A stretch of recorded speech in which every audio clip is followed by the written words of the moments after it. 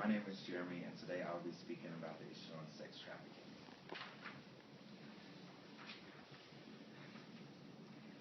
Imagine that you or your child is walking down the street and all of a sudden a car pulls up and takes you or them. Or even imagine if your daughter has a boyfriend who seems like a nice guy, and then out of nowhere, with no warning, your daughter and this guy are suddenly gone. And then you come to the realization that this guy actually was involved in trafficking your child.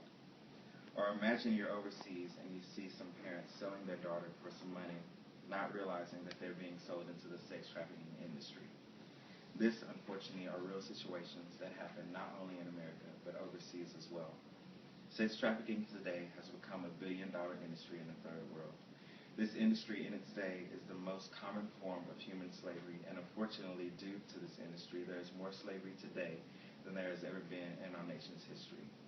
According to Equality's Now fact sheet online, trafficking there is an estimated 20.9 million adults and children being bought and sold worldwide into commercial sexual servitude, which is a very scary thought. This is not only taking place in America, but overseas. So who gets trafficked? Within the same fact sheet, statistics show that traffickers are looking for children ages 8 to 16, and along with this, around 6 to 10 children are trafficked for sexual exploitation, and nearly 2 million children are trafficked every year. And another 98% of those children within this industry are girls and women who are chosen as trafficked victims. But as much as this is an international issue, because this is so close to us as Americans, we should feel a pressing need to act and to respond into ending this injustice. Trafficking in America and in the U.S. Attorney General website states that approximately 2,933,000 young girls are taken and sold for $400 and within our own streets and are being sold every 10 to 15 minutes. A lot of people aren't very informed about this trafficking industry, and we should understand that if trafficking is taking place and is so rampant within our own nation, how much more effective do you think the trafficking industry is overseas in a third world country where there is less law enforcement and less of a justice system? And we should all feel free, and we should be able to free those from slavery.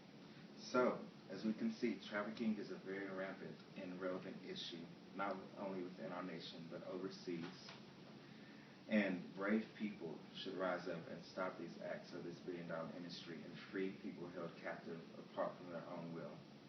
A short story on CNN.com written by Leif Corling states a lady named Maria who was trafficked in the Philippines trying to find a job to wash dishes. She ran upon a man that said she could provide her with such a job, and within 24 hours she found herself being trafficked. And luckily she was rescued 4 weeks later, but within that time frame, on the daily, she has seen 13 men every day, and her story is being told today. And she is brave, and she has been willing to share that story. So, with that being said, I would like to challenge you guys to take action.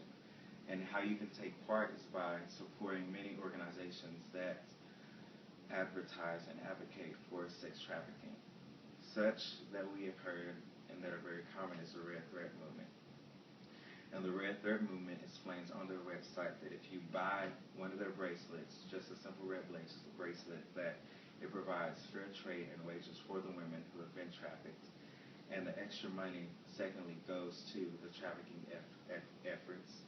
And wearing a bracelet generates awareness and proclaims sex trafficking as a human rights violation. So, do your part and take action against injustice and fight for those who don't have their own voice.